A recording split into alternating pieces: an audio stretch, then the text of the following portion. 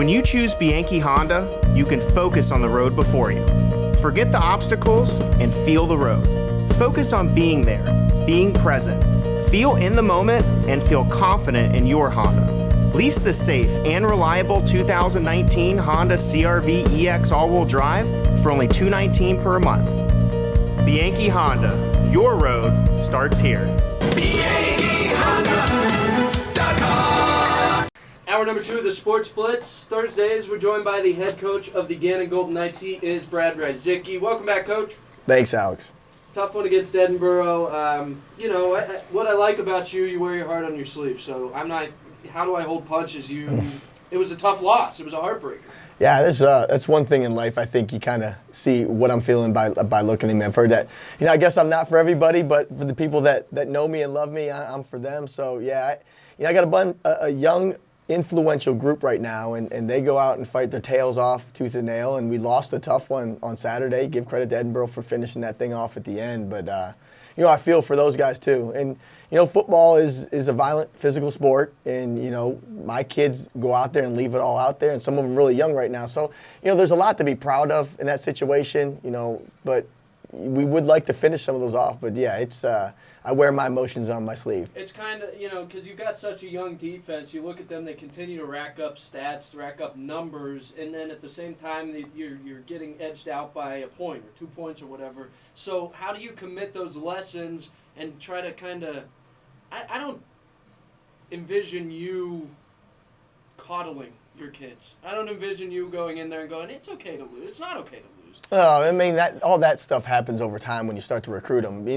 I'm tough on my guys, but in the end, they know I love them. Right. And that's why I'm able to have those conversations. It's be hard sometimes because I'm the same person that's there for them when a family crisis goes on or anything else in their life or anything they're doing academically successful. So the relationship's built.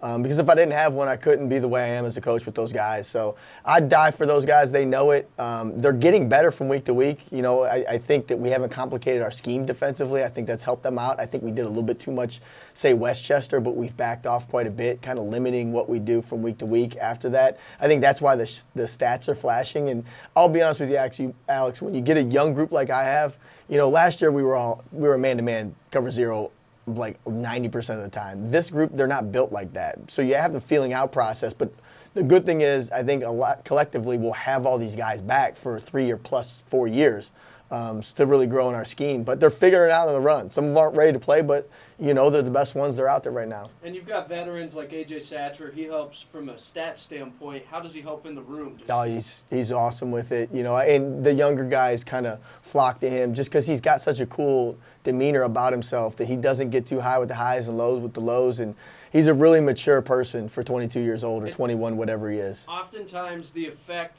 that Satcher, for example, the effect that he's having right now on your young guys, they won't figure that out until they're seniors. Yeah, it's like, oh. It's crazy because I got all those young guys and then we're filtered in with, the Dorian Jones and AJ Satcher and Andrew Berger and Jay Bullock and Trayvon McNeil and these guys defensively, they do such a good job of building culture within the defense of what I want. So it's weird because they're all older and there's really not any in between in there. And then there's a bunch of young guys look up to them. But those guys have done it the right way of helping, get us to where we want to get to from a mentality standpoint. Carlos Gomez, he just continues to improve.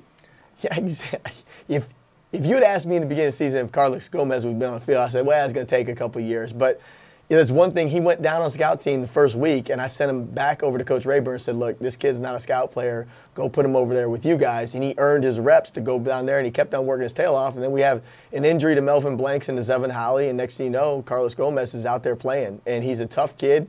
Now he got the 1 reps because those guys have kind of still been banged up and is getting better in protection. So you love to see a kid like that flourish when he gets his opportunity. Now, whether or not he's absolutely ready, he has to be, but he's playing well enough right now. You hear a lot about kids, not on your football team, but in general, this generation entitled. It sounds like he went in, put his nose down, and earned a job. You love kids like that. And I had the conversation. They're still out there. Yeah, you had a conversation with the staff today. And I worry about it because I'm a father to just a single sibling, and I worry about babying my kid too much that she's going to feel entitled as time goes on, and I don't know how to fix that part of it. But you definitely see it with some that learn the hard way when they get to them. But I think we've done a really good job recruiting a lot of players that, knowing that I'm not going to be the first one to tell them no, that have some good support systems at home, and you can see that with a lot of our freshmen right now. You guys really bunch up in the red zone. I mean, is that the best defense you see played by your guys?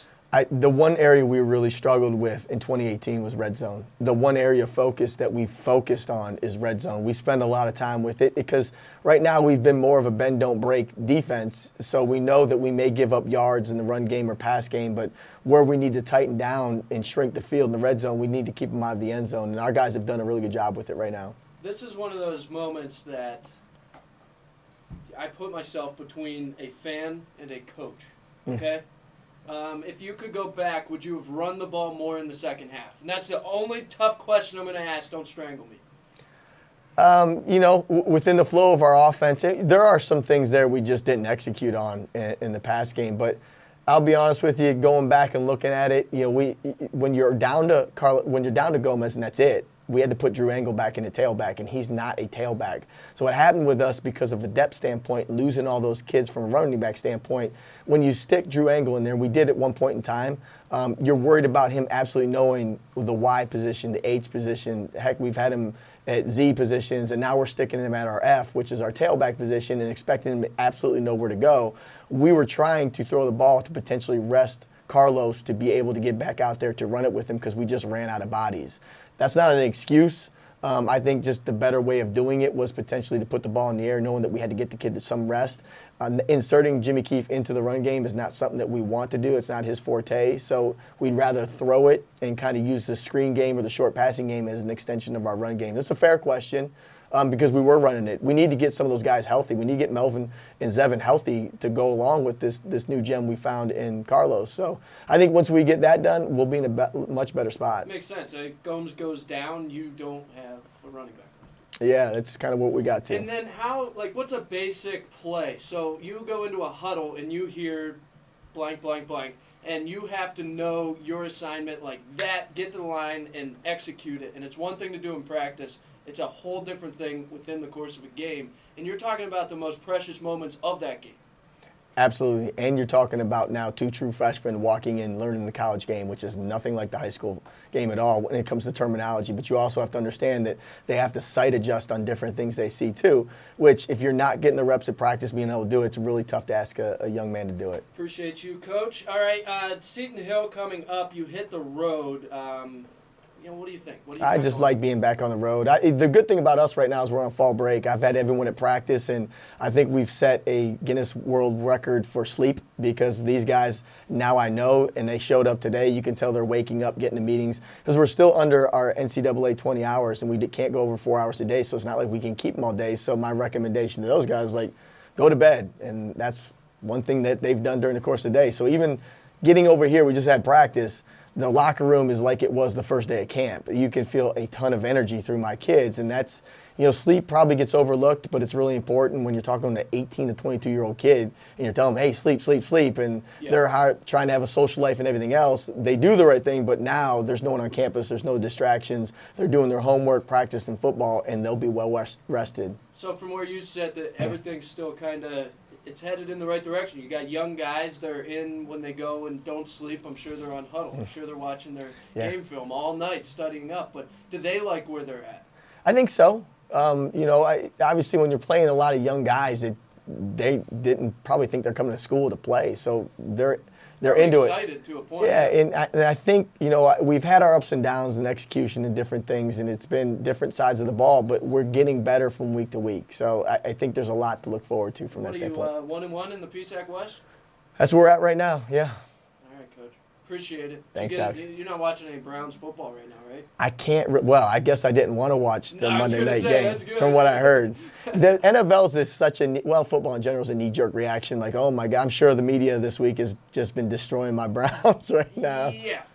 I drove to work, whatever it was, Sunday morning, like 6, 7 a.m., and all I heard, Tuesday morning, because we practiced 6 a.m. Yeah, and And all I heard was something about a handshake. I'm going, my God, they got nothing else to talk about if someone shook somebody's hand. Because the best part was he did shake his hand. So the next I'm out of the loop. Richard Sherman comes out and he's like, "Oh, my bad, sorry." It's like, yeah, it's funny. It's funny. The fan psyche. He's Brad Rzyczycki, the head coach of the Gannon Golden Knights. Appreciate it. Good luck. Thanks, Saturday. buddy. Appreciate it.